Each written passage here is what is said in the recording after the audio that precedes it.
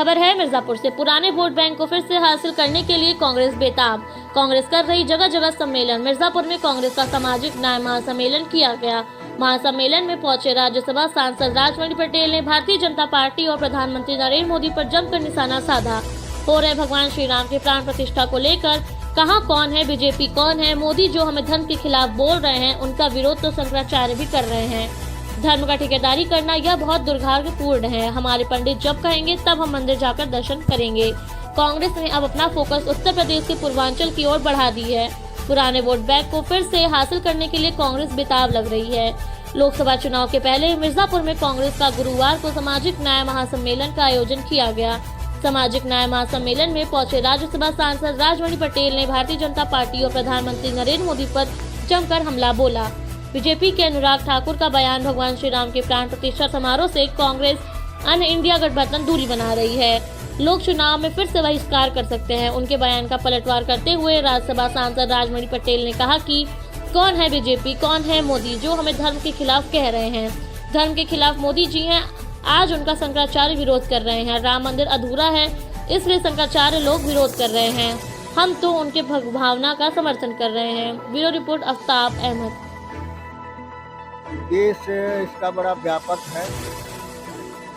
या जिस तरह से भाग्य दुर्भाग्य से इस देश में ऐसी विचारधारा की सरकार बैठी है, जिस विचारधारा ने आज़ादी की लड़ाई से लेकर के हमेशा जिस विचारधारा का विरोध किया, जिस विचारधारा ने इस तिरंगे झंडे को कभी पैरों से रौंदा, जिस विचारधारा ने कभी नहीं चाहा कि ये देश आज़ाद हो और आज़ाद होने के बाद लगातार इस देश को कमजोर करने का षड्यंत्र करती रही है, आज वही विचारधारा सत्ता में है।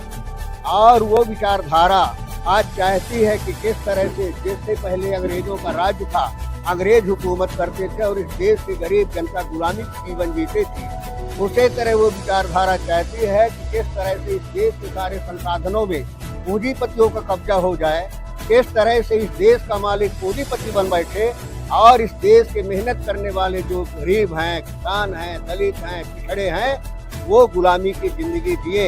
इस तरह की व्यवस्था इस देश में कायम करना चाहते हैं।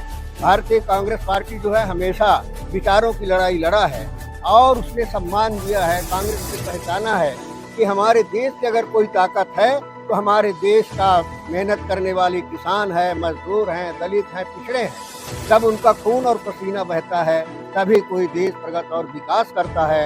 अगर ऐसे मेहनत करने वाले लोगों का विश्वास टूट जाएगा, देश टूट जाएगा, प्रजातंत्र टूट जाएगा। इस वजह से कांग्रेस की विचारधारा की लड़ाई लड़ रही है और उसी विचारधारा के तहत है कि जो पिछड़े हैं, जो दलित हैं, किसी भी कारण से पिछड़े हुए हैं, उनका पूरा हक और अधिकार मिलना चाहिए ताकि उनके विश्वास मजबूत हो और हमारा राष्ट्र मजबूत हो।